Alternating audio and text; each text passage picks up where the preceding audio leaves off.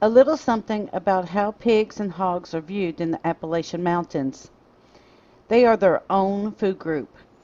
Just about every meal has some kind of pork in it somewhere. It's just the way it is.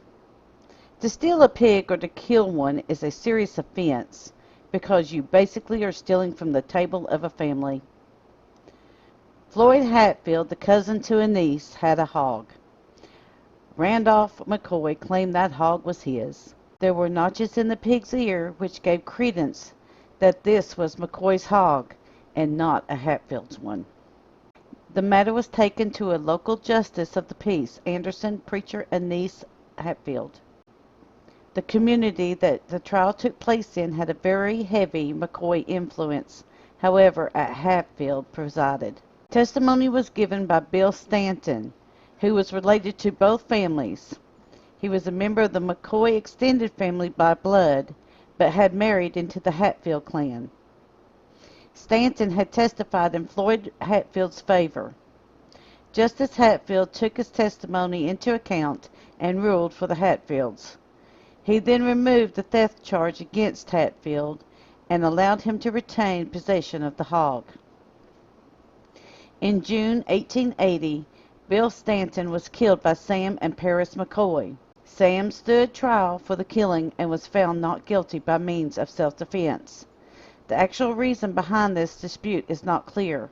However, it is highly speculated that this was due to hard feelings that the McCoys had towards him for his testimony over the hog.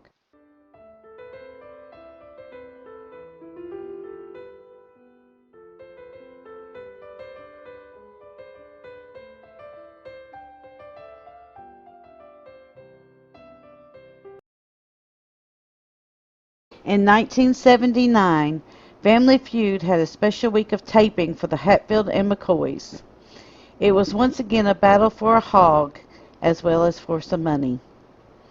A hog was kept in the stage during the week-long competition. The McCoy family won the week with 3 games to 2. The Hatfields, however, had won more money, coming to $11,272 to the McCoys $8,459. The show came to the conclusion that the winner should have more money, and so they came to the decision of augmenting the McCoy family winnings to $11,273, thus giving them just $1 more than the Hatfield family.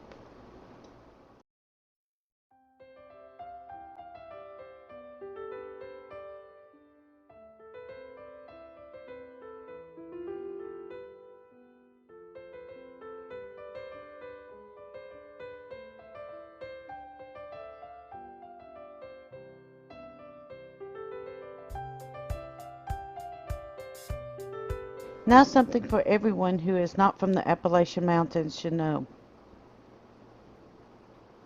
A couple can be wed without a marriage license. This goes on all of the time in the mountains to this day.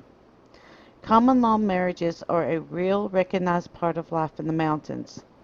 This goes back to the time of the circuit preachers, when you might see a preacher once a month or every 6 months, depending upon the time of year and weather. Another form of common law marriage is that the couple may be legally divorced but still living together.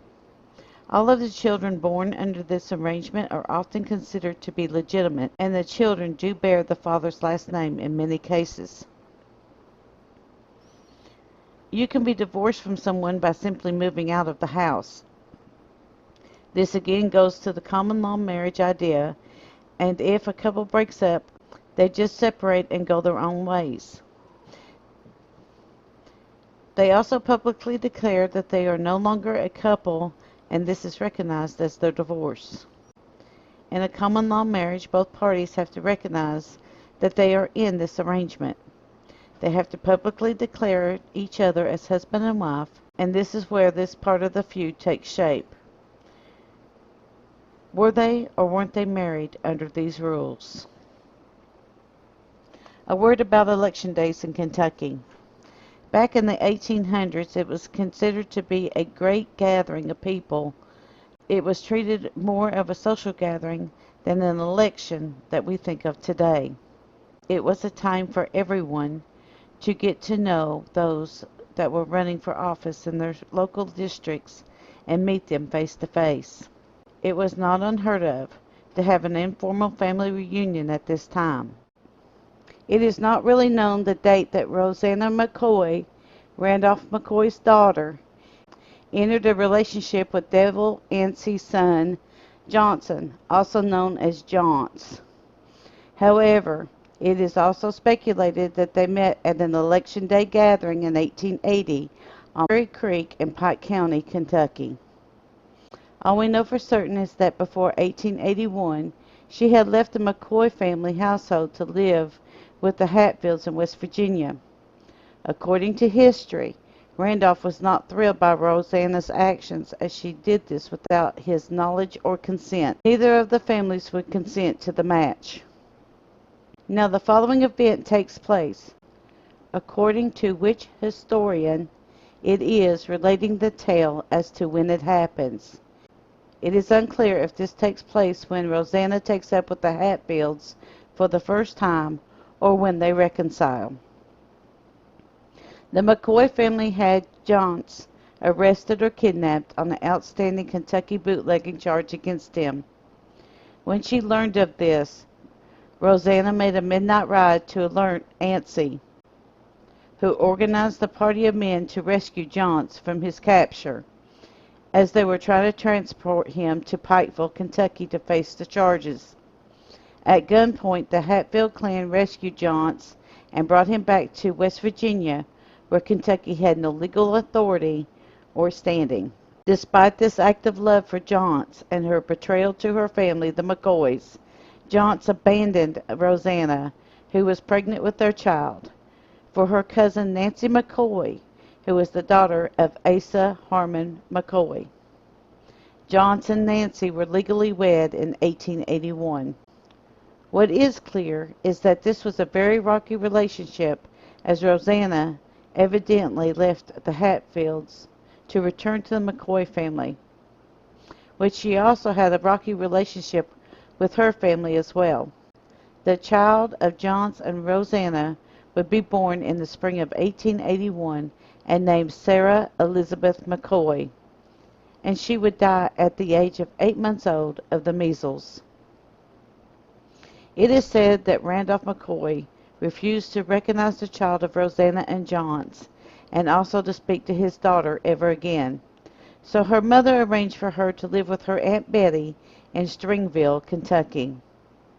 Roseanna died at the age of 29 to 31. Her gravestone is unclear of the year. The grave marker says that Roseanna died of grief and gave up her will to live. She never saw Johnse again. In the next video, Election Day 1882 and the death of Ellison Hatfield, with the controversy over Perry Cline.